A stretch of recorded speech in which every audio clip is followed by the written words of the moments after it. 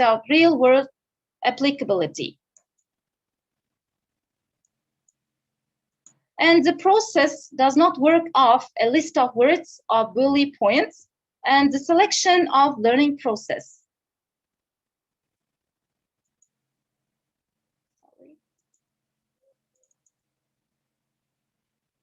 And define skills that are to be acquired in the process syllabus. And what about the product? And various product syllabus and process syllabus are incompatible, as Noonan says, and differences between can be process syllabus creates open-ended learning situations for building real-world skills. And the content syllabus focuses on very particular content, ignoring the development of real-world necessary skills. And logical approach or logical argument can be dual approach is beneficial while you are developing your lesson plans. You can use any both of them, which means that integrating all the skills, the grammar and vocabulary, listening, speaking, reading, and writing. And syllabus analysis, as Richards and Rogers have developed their framework for syllabus analysis or evaluating methodologies, they can say that while designing, we have to pay attention to approach. It means that you also should be aware of its series of designing, such as before designing any syllabus, you have to read or you have to be familiar with such kind of ideas or some remarks of scholars, and you should read some articles related to your syllabus. And designing the selection of content, paying attention to the content, what should be or what will you include there, and the procedures such as specific activities. And adaptations, this kind of process or this framework into practice can be or beneficial for you that sharpens the teacher's awareness of theory, force them to examine how theory relates to the design of the course and the procedure within the classroom. And the other types of syllabus, such as the synthetic syllabus, to teach small bits of language, setting a building block as a builder breaking or laying bricks, and suitable for grammar-based pedagogy. And analytical syllabus, identifying needs, first of all, and satisfies them with the appropriate language. It means that when the teacher starts, before designing a syllabus, the teacher should conduct needs analysis, for example, what they're going to learn, how the process should be in the classroom, what they're going to teach, what they're going to learn, and etc. And for example, how many times they are coming to your classes. And Wilkins describes it is as a list of purpose for language and to meet those purposes. And it is more social, real world, and student-centered. And analytical syllabi are popular now. And many of teachers are using this kind of syllabi. And linear with cyclical, what does this mean? Before we can use, for example, above, we could use cyclical or recycling syllabus. What does this mean? Linear, which means that language learning like a delivering truck, but linear syllable similar to product syllabus. And it attempts to add new blocks of information. The more blocks, the more learning, which means that on the syllabus, there are more and more units and topics to teach and learn.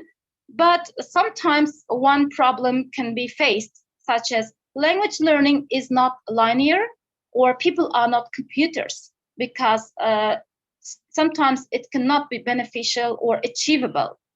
And sometimes that's why we have to avoid this kind of syllabus. Usually in our language classes, such as teaching English as a foreign language, it should be not linear, but cyclical. It means that recycling.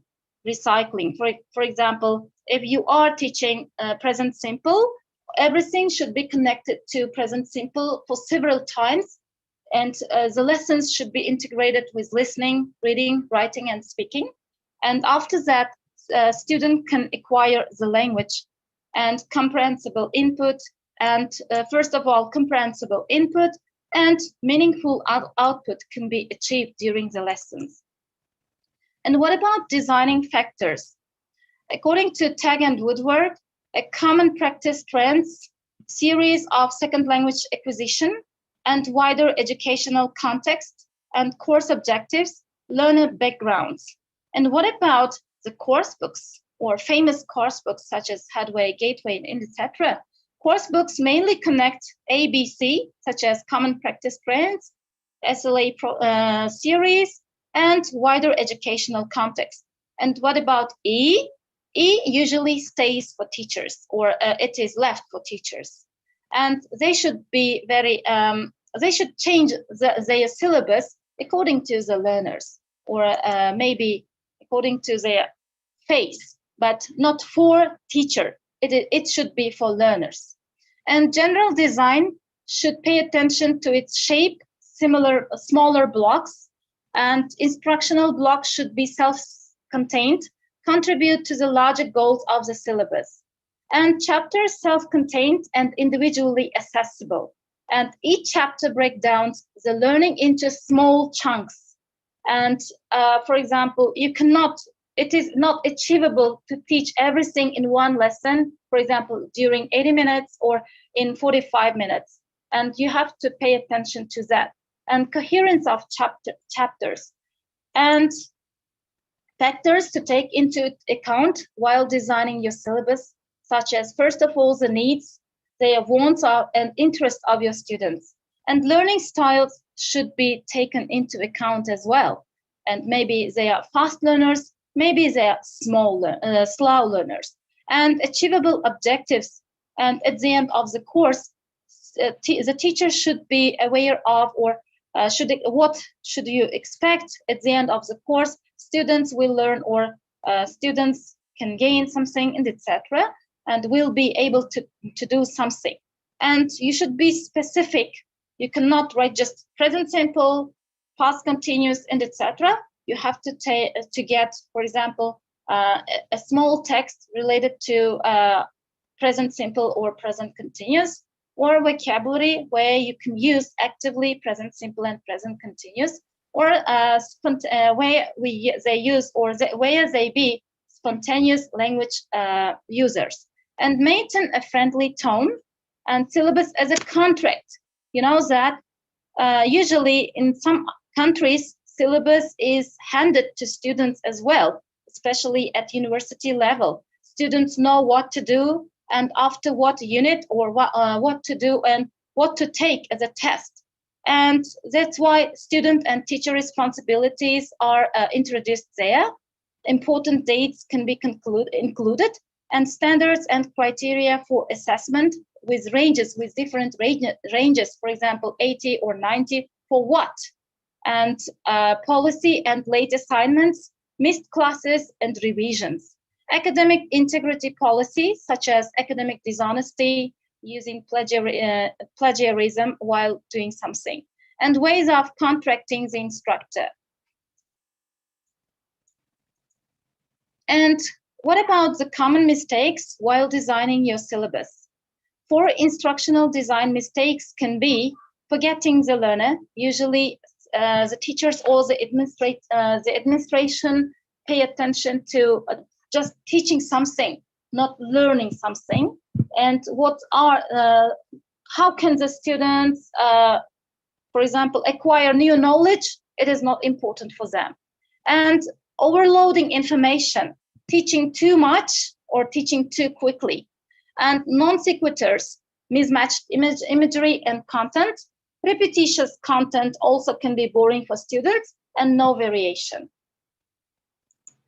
And what about the challenges of designing, such as methods and presenting materials can be difficult to start, and the language of presenting materials. And what about, for example, if you are doing it, you're going to design it in Uzbek or English or other languages. It's also important so that students could understand. And subject matter of the material, making balance between the skills, input and output, which is also important. Sometimes many teachers do not pay attention or focus on the balance of input and output. For example, while designing your syllabus, it is very controversial or relevant paying attention at first to input. For example, at first, maybe if you have started one unit 1, sport, and it's important to start from input, such as listening and reading. And after that, for example, in a week, you can start from, you can add something for writing and speaking, because by this way, students learn something. Inputs can be anything, listening and reading, such as maybe multimedia resources, watching videos, different videos on YouTube, etc. And outputs can be for the performances, and they should be independent while they are using the language at the end of any topic. And progression and gradation of the selected materials and cultural content of the selected materials. Is there any violence or not? You should be very careful on that as well. And I think you can have more information about syllabus. It takes very much time to tell about syllabus, and that's why I think it is we cannot complete with all presentation or webinar. And I think you have to learn something. You have already learned something about syllabus, and if you have any questions and answers related to this topic, you can feel free.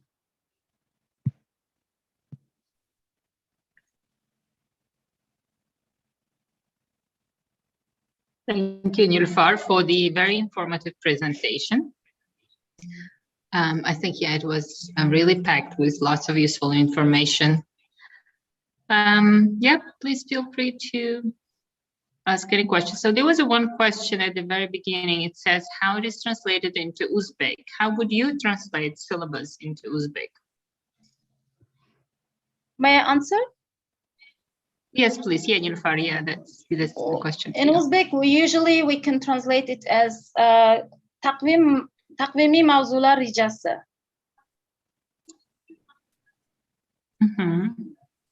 In Russian, we can say calendar plan. Whereas here they said işçirece or namunavi dastur. So what about this one? This probably would be equivalent to curriculum, right? Yes, a little bit. Sometimes some teachers use that işçirece or namunavi rica. There you can see, I think it is curriculum, not the syllabus. And they usually take the topics into order, put them into order, and they teach their classes. I think it's not very suitable for our classes in teaching English as a foreign language. Such as, for example, yesterday I saw one syllabus as the topics, the order of the topics, such as present simple, future simple. What does it mean? I didn't understand why. For example, the main book or the core textbook was solutions, and the order they have designed that syllabus according to the according to the content of the table of the contents. I don't think it is very efficient or can be beneficial, because sometimes learners, for example, for elementary students, if we take present simple or if we take just hello and goodbye, in that unit we can contain or we can include everything related to saying hello and goodbye, and related to the present, not to the present, but the verb to be, yes, such as where am I, or where is your father, and the possessive case, such as the apostrophe with the s with the apostrophe there can be, and etc. I think first of all there should be input before requiring something from the learner at first, and after that they can be very confident in using the language, and there can be, for example, in 2 weeks or so, there can be good product, or such as they can confidently say something in English. and they can use the language very well. And if we not pay attention to that, sometimes we cannot achieve, or the syllabus cannot be achievable and manageable. And great, thank you. So here's another question. I think teachers should. Sorry, may I show you my syllabus as assignment? Here, I'm sharing my syllabus for university course, such as, first of all, it is just an example for you, syllabus for English teachers, and IELTS and TESOL courses for school teachers, because according to the needs analysis, the teachers also wanted some TESOL method or some learning some methodology as well related to their teaching. And that's why it was called as IELTS and TESOL course for school teachers. And the Department of Foreign Language Secondary and meeting times and the teacher, as I said, that it is a contract between our learners and the teachers. And that's why there should be how they can contact you as well, and the address and days, for example, and the context and the level, and etc. And what about the goals? Students skillfully will be able to deliver presentations during their project work, improving their teaching skills, use academic context-related vocabulary, feel confident in discussions of various topics, and the last but not least, take IELTS or CFR, improve their teaching skills. And skills required: listening, speaking, reading, and writing. And the course description: the course is designed to develop the language proficiency and to develop teaching skills by learning teaching methodologies for teaching English at different ages of English. And they will discuss and practice wide variety of IELTS taking strategies and TESOL. And at the end of the course, they recommended taking IELTS or CFR exams to prove their language proficiency officially. And listening, speaking, reading, writing skills, including vocabulary and grammar, they will learn how to create their lesson plans effectively and communicate using the language, because both they wanted in the needs analysis. And learning objectives, here you can see, and outcomes. By the end of the course, teachers will be able to understand the requirements of IELTS, can identify the academic words and expressions in listening, reading, writing, and speaking, can use the vocabulary in use in the correct way, can improve their grammar, and etc. Here you can see. And what about the expectations? Students are expected to spend 2 hours on each lesson in the class 3 times a week, at least 2 hours and 6 total in home, and read and practice the given tasks, complete all the tasks during each unit, prepare project work collaboratively or individually. At the end of each unit, students complete exam practice. As a revision, students watch a video related to the topics, exam strategies, and vocabulary. And what about grading? Teachers will work hard on each unit. A score 70% or higher is required to complete units.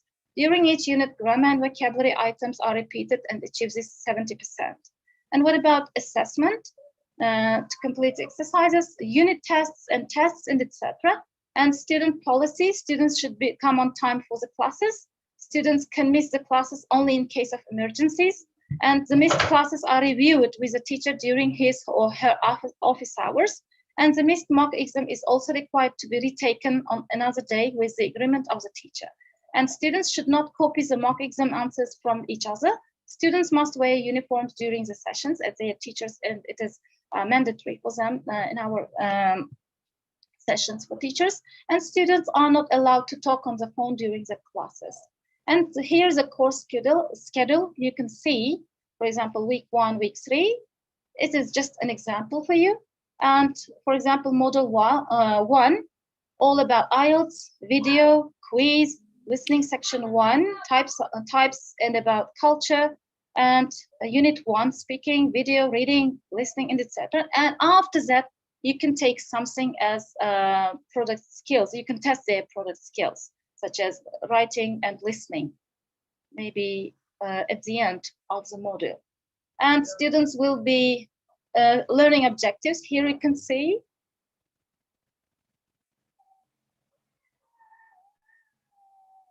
And activities, assignments, teachers should create and modify the activities. Here you can see, and time limit to complete.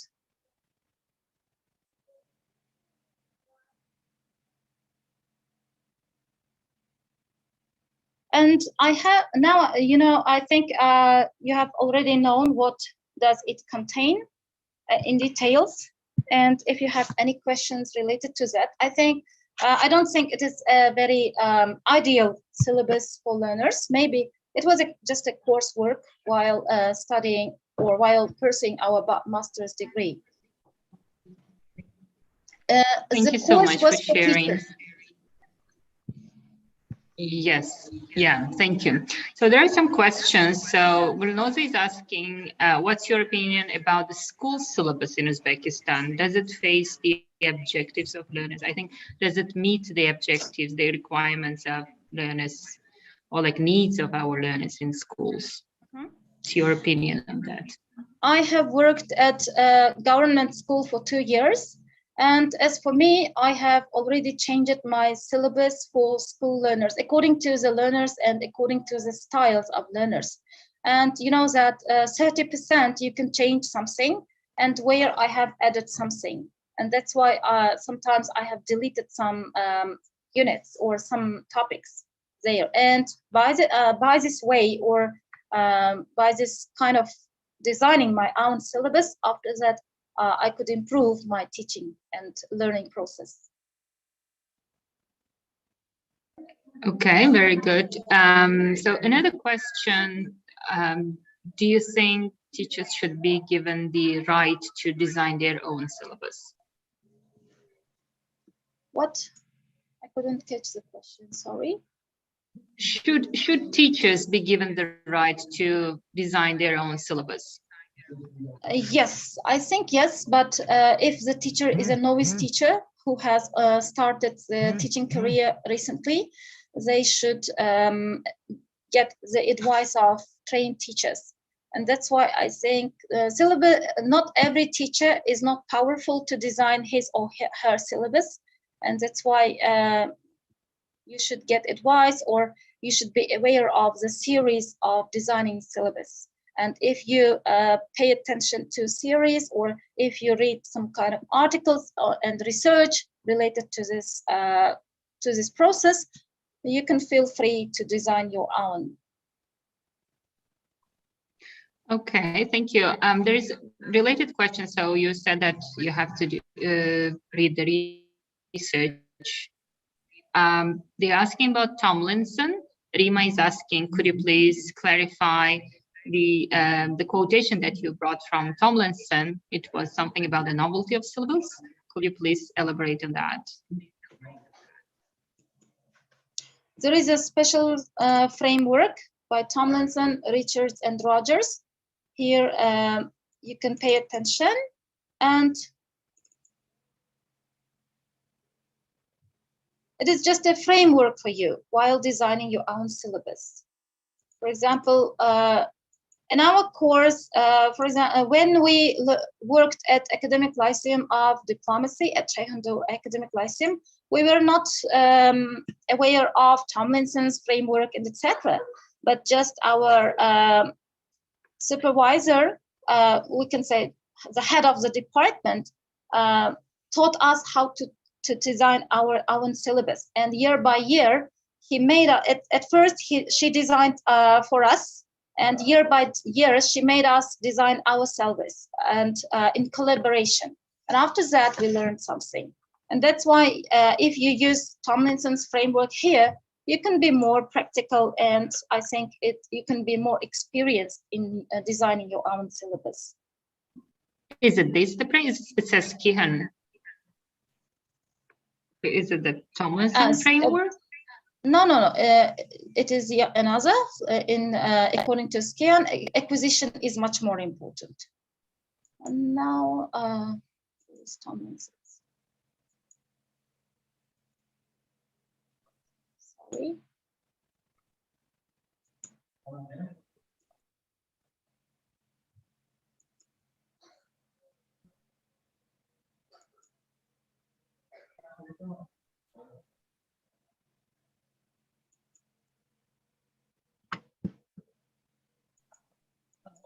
They want me to clarify Tomlinson's framework? Yes, please. I think that was the question. Maybe this one. a good syllabus provides?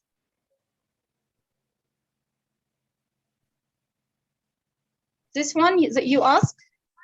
You can unmute yourself. Well, I don't know. Yes, please. Good evening. There was a statement from Tomlinson, and you said that it's important to consider about the novelty of syllabus. So I was wondering what it can be about the novelty of syllabus. Yes, this one. Best-selling course books? No?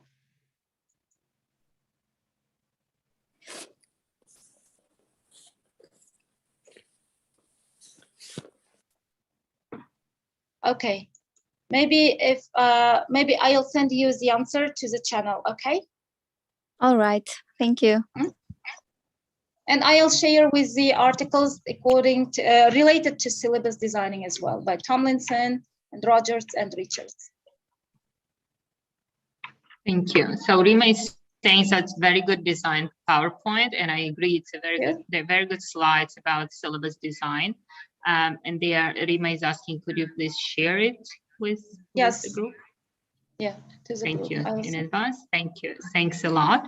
So Aybek is asking, it's a fact that we're just borrowing the ready forms of both curriculum development projects and syllabus design. What do you think, if it is fair to focus on context, objectives, and cultural features holistically from Uzbek experts? Yes, ready forms of curriculum development projects and syllabus design. Yeah, I think that what he means is many projects are kind of hiring the international experts and not including Uzbek experts. And so foreign experts may not be aware of the context. As we mentioned above, it should be suitable, or we should pay attention to the content analysis as well. And that's why content is also important, and cultural or some kind of social issues. And if there is some violence or anything, you can remove it from your syllabus or from your content. Mm-hmm.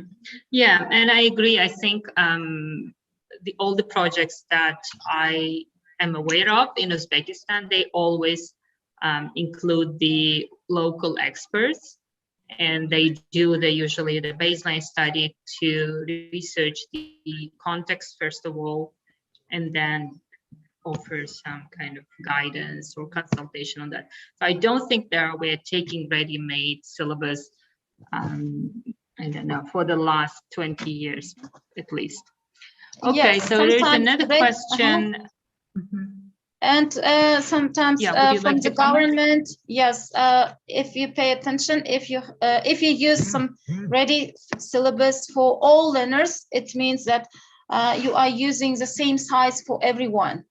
And that's why you can add something as a creative teacher. And you should be, sometimes you should develop your own teaching as well. And if you are not aware of that, you are not a teacher, experienced teacher, and you cannot achieve your goal or the objectives at the end. Mm-hmm. Thank you. Yes.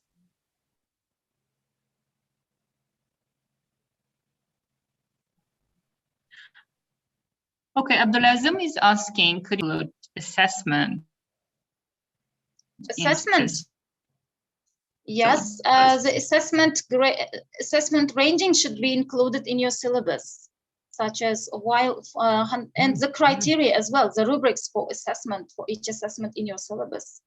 And as we have already designed syllabus in our project work, or sometimes at Webster University, they always asked us to include criteria for our grading and assessment as well.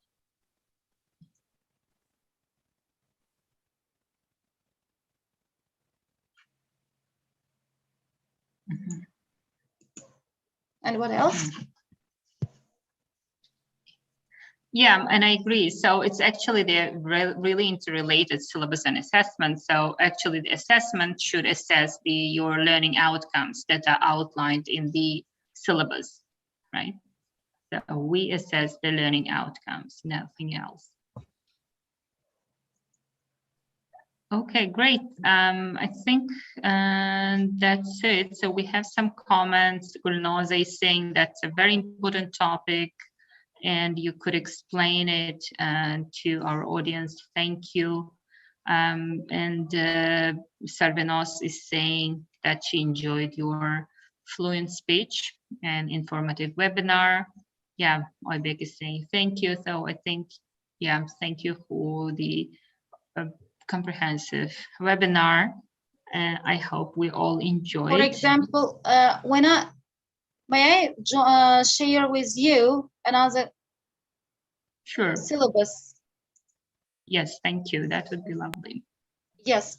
For example, it is a syllabus of the course curriculum designing and curriculum and syllabus designing at Webster University, such as second language class on TESOL, and meeting times, contact information, description, outcomes.